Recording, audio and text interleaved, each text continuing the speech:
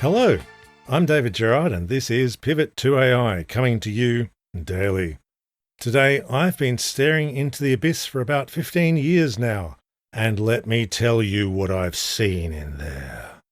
I got a lot of people asking if I can do a summary of the AI 2027 paper. That's the one that draws a lot of lines going up on a graph and it says, we're getting a genuine artificial general intelligence by 2027. Then it kills us all.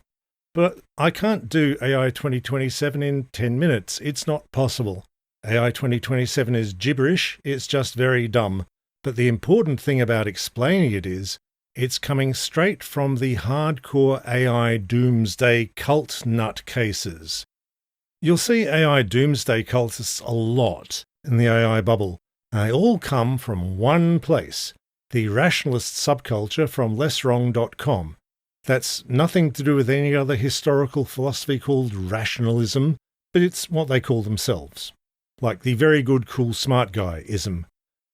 Anyway, this is a subculture that's spent about 20 years hammering on how we need to avert AI doomsday and build the good AI instead. That's science fiction, but they are convinced it's science fact.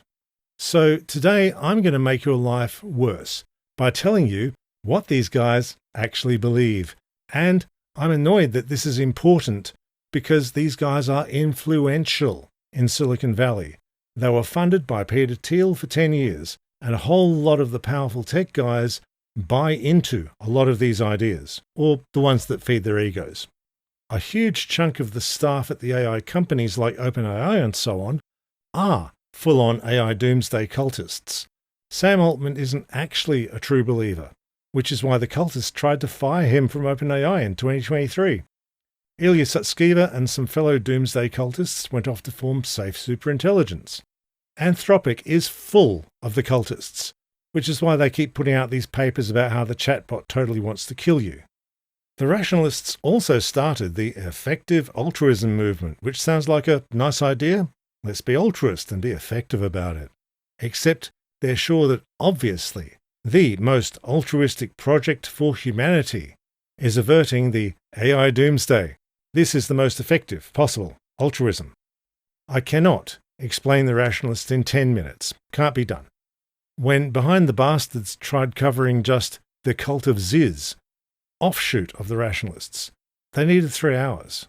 But here's a little taste of one tiny aspect. Welcome to the abyss. It sucks here. I'll give you the shortcut. It's the new book, More Everything Forever by Adam Becker. This book is great, and I'm not just saying that because I'm in it. I cannot over-recommend this book. It is awesome. So, rationalism claims to be a system to make you into a better thinker.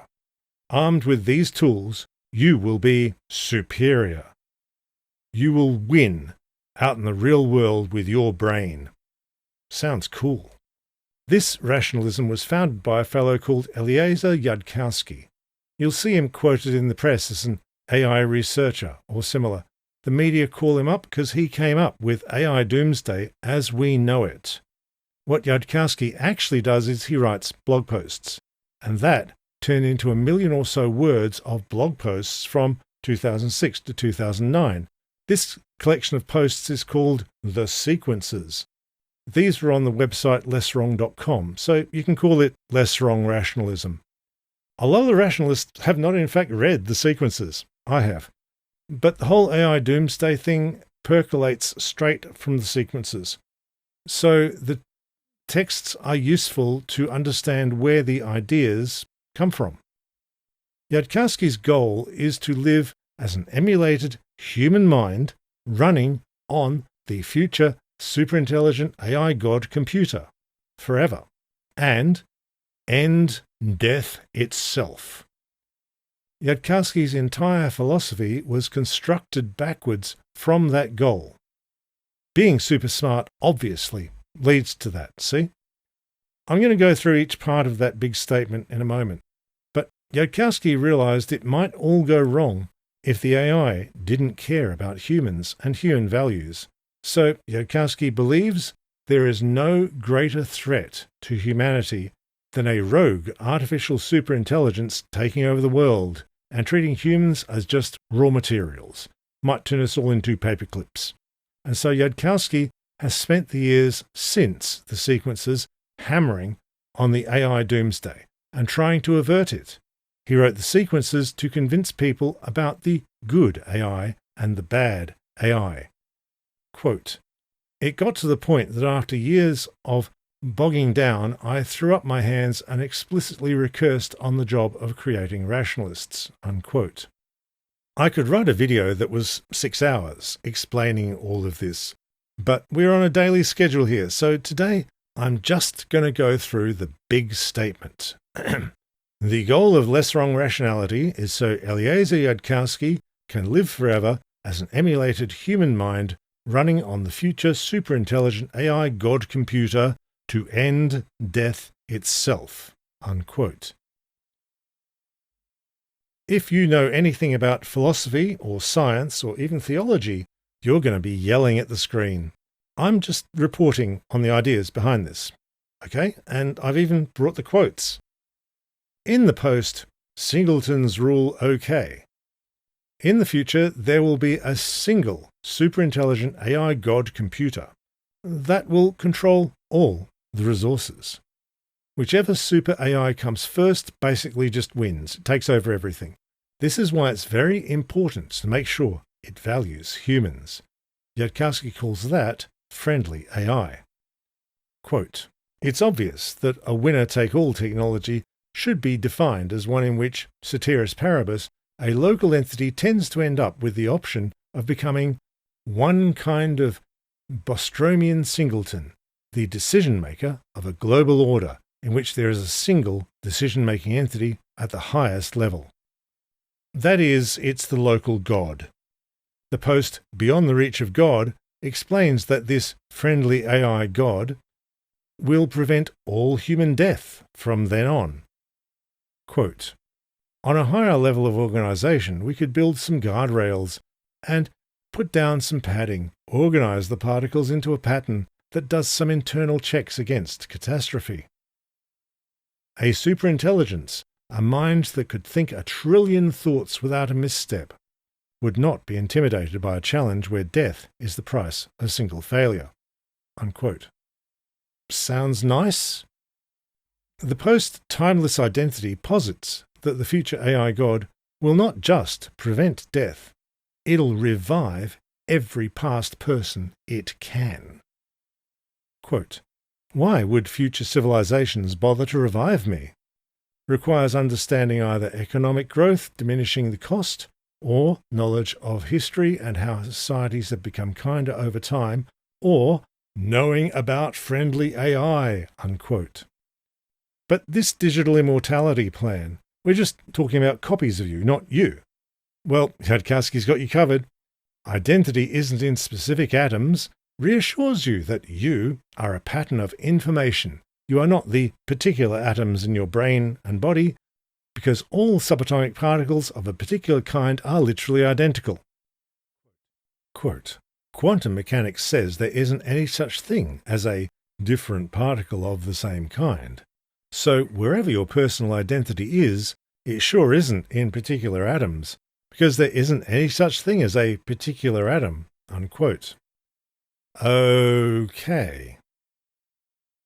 Anyway, 3 Dialogues on Identity tries to get across to you that in the fabulous future when you are running as a process on the mind of the AI God, your experiences as a human emulation living in the Matrix are just as real as your experiences in this world made of atoms, just like in the Matrix movie.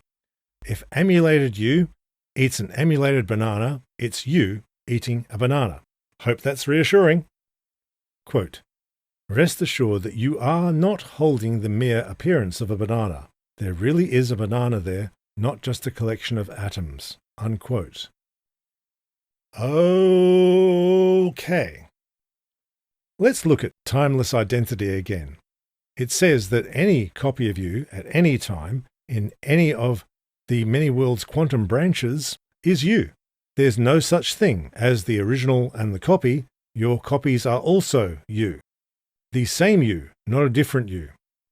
Also, you should sign up for cryonics and freeze your brain when you die, because the future AI god can definitely revive your information from the freezer-burned cell mush that was once your brain. Yudkowsky is extremely into cryonics. This post rambles all over the place, but Yudkowsky explains that as, quote, "It is built upon many prerequisites and deep foundations. You will not be able to tell others what you have seen, though you may or may not want desperately to tell them." Unquote. Now you might think that sounds like some sort of cult talk about the esoteric doctrines for the true believers. But also, we're talking about living forever. What about the heat death of the universe? Well, finally, continuous improvement tells us how forever means forever, cause we just might escape the heat death of the universe with new physics we don't know yet.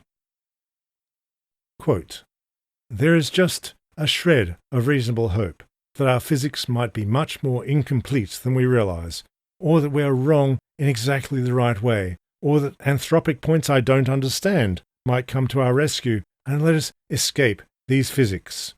Also, a la Greg Egan. "So I haven't lost hope, but I haven't lost despair either. That would be faith." Unquote. Yeah, Yudkowsky talks like Sephiroth a lot. So that is all the pieces of the good ending. Live forever as an emulated human mind running on the future superintelligent AI god computer to end death itself. But it could go wrong if the AI isn't a friendly AI that cares about humans. Then we all get killed. Why should you care about this mountain of utter tosh? Because the belief system that rose from this is the belief system behind huge chunks of the current AI bubble, and the Silicon Valley movers and shakers who are in with the current US government, and a pile of the kids at Doge. Not just money, but governance rides on this gibberish. I was arguing a bit on Blue Sky about this with Professor Beth Singler, who follows this stuff in depth and has done the work. She's someone you should listen to. Singler thinks Yudkowsky doesn't really believe all this stuff anymore, and he's no longer into digital immortality. That's based on an interview she did with him a short time ago and his recent posts on Twitter. It's true that Yudkowsky is very pessimistic about AI doomsday right now. He thinks humanity's screwed. He thinks we've buggered it up. The AI is going to kill us. He thinks we need to start bombing data centers, which might have something to it. And a lot of Yudkowsky's despair is that his most devoted acolytes heard his warnings, "Don't build the AI torment nexus, you idiots," and they all went off to start companies building the AI torment nexus. Singler says Yudkowsky's more or less given up on digital immortality, and now he just says, sign up for cryonics. But I disagree that he's given it up. I think that means Yudkowsky still believes all those things from the optimistic view, because his vision of cryonics is the digital immortality idea. So I think Yudkowsky saying cryonics means what I've talked about today is still at the core of the actual beliefs in what the optimistic outcome would look like. And I can state that the current AI bubble doomsday squad do believe this stuff. Anyone who talks about AI alignment, that's actually a rationalist jargon word meaning the friendly AI god versus the evil AI doomsday. They write papers about how the chatbot is going to totally break out and kill us all, so you have to give them money to build an even bigger killer chatbot. This all sounds like science fiction, because it is science fiction. The rationalists take science fiction overwhelmingly from anime, because Bay Area rationalists are the hugest weebs on Earth, and they want to make anime real. Should you believe any of this? I mean, it'd be fun. If there's a copy of me out there in the quantum universe or running on the mind of the future AI god, I sincerely hope he has a fun time. He's a good chap, he deserves it. But all of this is functionally irrelevant to you and me because it doesn't exist, and nobody has any idea how to make it exist. These guys sure don't. we have some rather more pressing material realities in the present to be getting on with. And I didn't even get into the sidelines about LessWrong rationalism, the bit about how Yudkowsky pulled in probably a majority of his followers, including the Ziz cult, by the way, by writing a Harry Potter fanfic, specifically as propaganda for Rationality. We've been going too long already, but while we're talking about what rationalists actually believe, I'd be remiss not to mention one deeply unpleasant thing about the rationalist subculture. They are really, really into their race and IQ theories, scientific racism, like massively. Since early on, there's Yudkowsky post from 2007 pushing lists of race and IQ talking points. You can see the Peter Thiel influence. The Silicon Valley power brokers are very into the race science bits. YouTube viewers can see up on the screen a headline from Scott Alexander Siskind of Slate Star Codex, a writer that a whole lot of centrists read and love a lot. And here's Scott telling you how you need to get into the completely discredited race theorist Richard Lynn. Scott complains that activists tried to get Lynn cancelled. The mask doesn't come off any more than that. There was also a huge controversy in effective altruism last year, when half the effective altruists were horrified to discover the other half were turbo-racists who'd invited literal neo-Nazi to effective altruism conferences. That's effective altruism, apparently. If you are being annoyed by a rationalist online or in person and you want him to go away and stop bothering you, ask him how much he's into the race science bit. If he claims he isn't, ask him if he sits down at the table with the rationalists he knows are into the race science bit, and ask him why he sits down with those guys. The good outcome is he'll vanish. The slight risk is he starts preaching fake racist statistics at you. This is also a problem in the broader AI bubble. The artificial intelligence research that led to our current bubble is itself a bit too into the bogus race science. Like when they're looking for definitions of intelligence and they quote a racist pseudo-journal. But that's another 20-minute video, not this one. AI is a great field with so much that's awful about it. I am not running out of material anytime soon.